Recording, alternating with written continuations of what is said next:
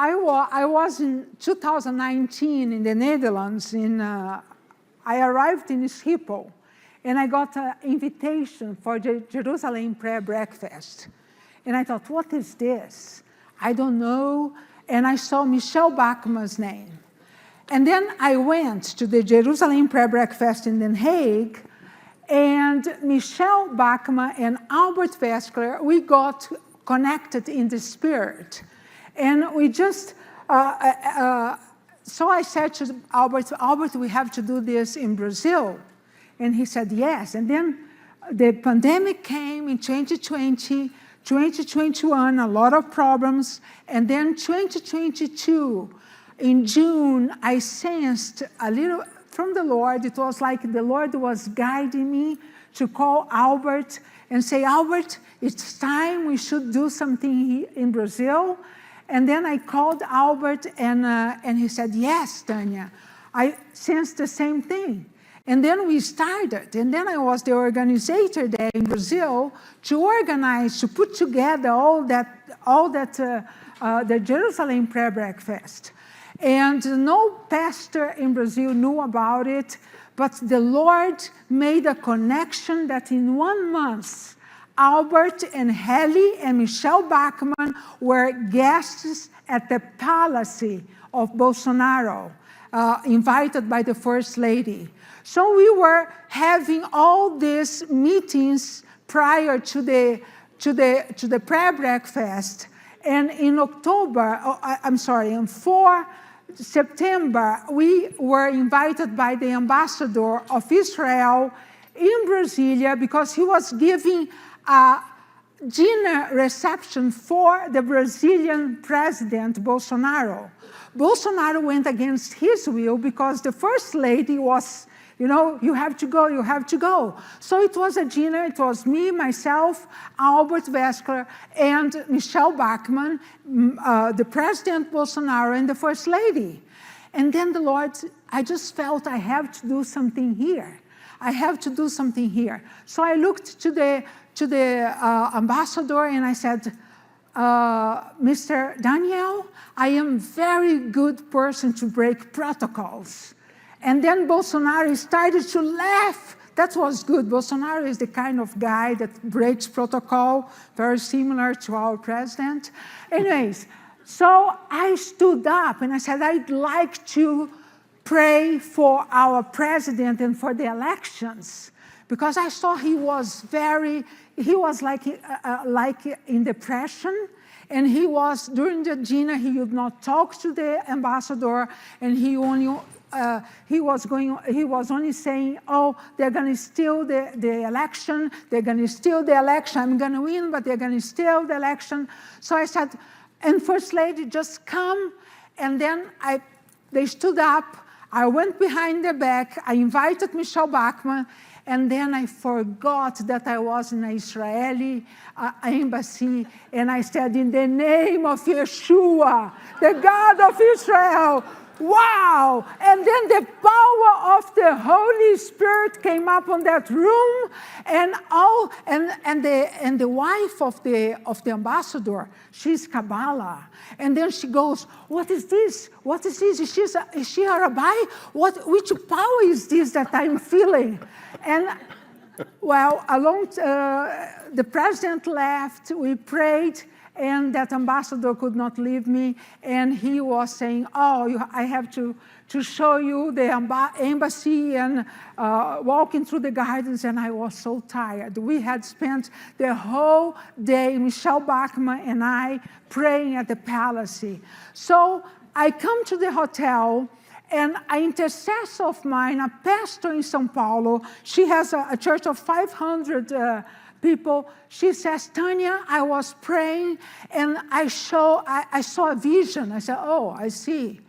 And then she says, your husband-to-be is coming with this organization. This is what you are organizing. I said, oh, really? And then she said, oh, yes. And I said, how does he look like? So she goes, oh, he looks like this and this and this. I said, ah, really? How old is he? And she said, his age. And she goes, And I saw the suit that he was dressed with, and this collar, and I said, really? He had a tie? She said, yes. And the tie collar was this collar. And I said, oh, interesting. And he was just there standing and observing.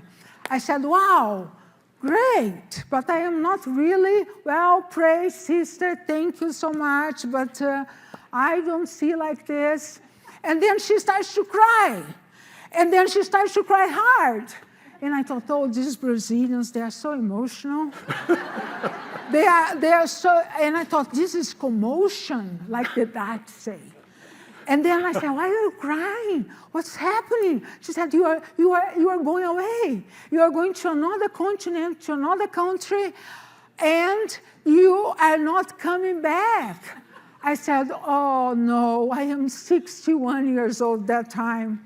I'm not changing continents anymore. I'm not changing cultures anymore. I have lived in Africa. I have been a missionary in Africa. I have been in Europe for 34 years. I have been in South America. No, thank you. And I said, good night, sister. Thank you for your word. And that was it. And there you go. Well, I was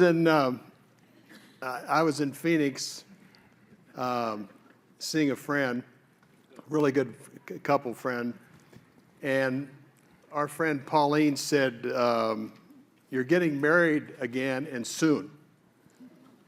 I said, Pauline, Claudia just passed about a year ago. No. And she said, by the way, you're not wearing your ring now. And I said, Pauline, I couldn't get it off. But one day it just popped off, and I couldn't put it back on. She said, you're getting married soon, and very soon. I said, oh, Pauline. So I've been involved with the Jerusalem Prayer Breakfast since the beginning, 10 years ago. I introduced Michelle Bachman to Albert Wexler, and that's how Michelle became part of it. And I said, I was very excited about going to Brazil because I'd never been to Brazil before. But the Lord says, you're not going unless you're invited. It was distinctive. You're not going unless you're invited. I said, but Lord, I was one of the original people. But I heard him loud and clear. So Bill Solis and I are doing a deal, speaking at an event in St. Louis. And I get this call in the car, and it's from Allison Griffin. She and her husband, Peter Griffin, who met at the first Jerusalem Prayer Breakfast as a young couple, says, we were praying on Sunday, and you're supposed to join us in Brazil. Wow, I got my answer. Let's call Albert Wexler right now and tell him you're coming. And that was last minute. Nobody told me that he was coming. And I was the organizer of that. Yeah, it was fun. And at the day of the breakfast, I am in the van, in the bus, waiting for the pastors to come in.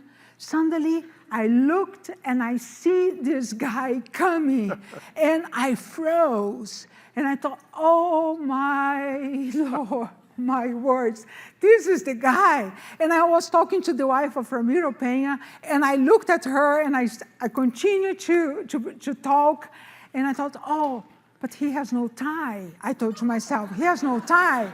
And then I continued, and then I walk on the bus to go to the prayer breakfast, and I look around, and wow, all the guys have ties on. I better go get a tie.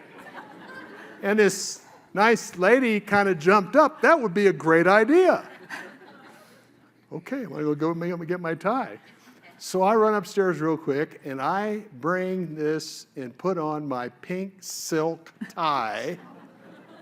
And I walk on the bus, and Tania, not knowing Tania at the time, jumps up and says, I love your tie. Go, wow, I've never been complimented quite like that for a tie.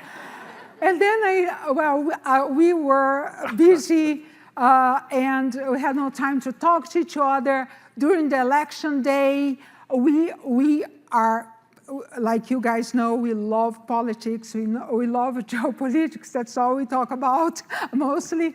And we wanted to talk about what was going on. We saw in the beginning that the election was being stolen. But anyway, nothing happened. And we were also very busy because the First Lady wanted us to be praying at the palace because Lula was doing witchcrafts and things like that. We had to be praying for. That's very weird. I'm sorry to say these kind of things. But in Brazil, it happens. There is voodoo. There is animal sacrifices on the streets. So it was about 2 miles of animal sacrifices, and we have to be praying for. So I was busy with the deliverance team to lead that. So we did not have the time to talk. And suddenly he goes to Jerusalem with Albert, and I think, oh my Lord, he's gone. And then I called the sister. For the first time, I called the sister. And I said, sister, he's gone. She starts to laugh. And she said, oh, no, he's coming back in 14 days. And then I said, this is absolutely, I can't understand this. No.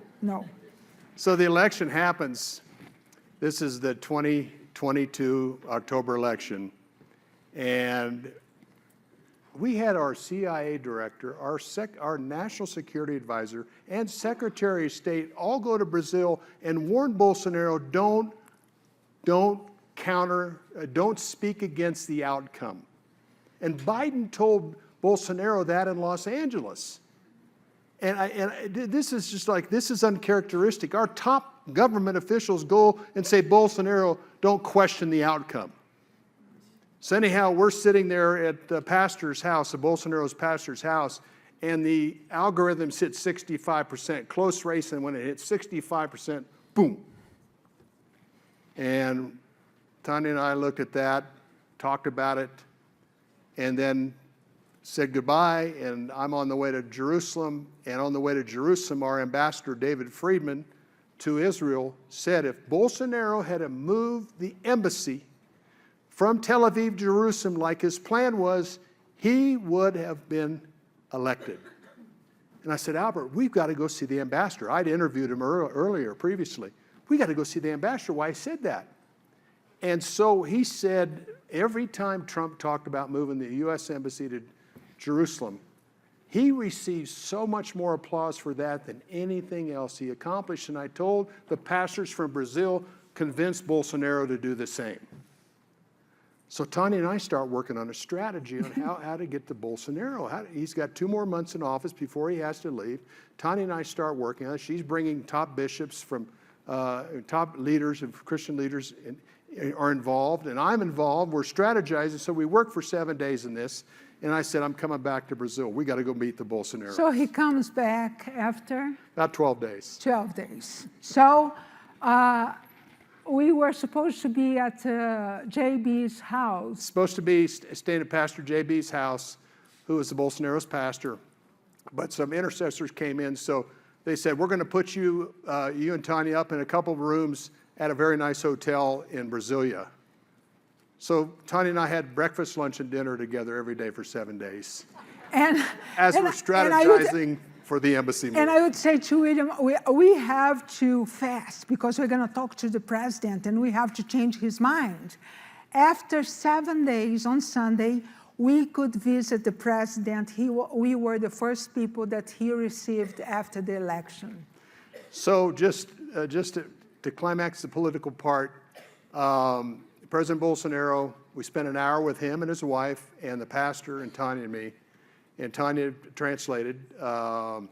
And he said, I wanted to move the embassy, then COVID, and then the election, and I didn't get it done.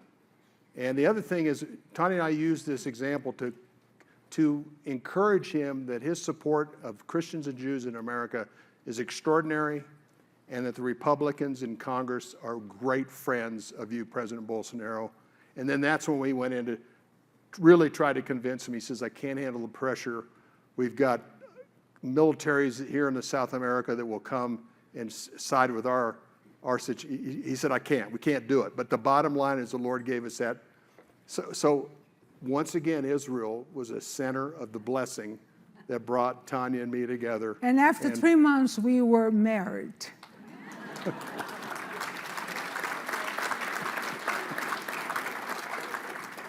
And the rest is history, and God is using us in a very supernatural way.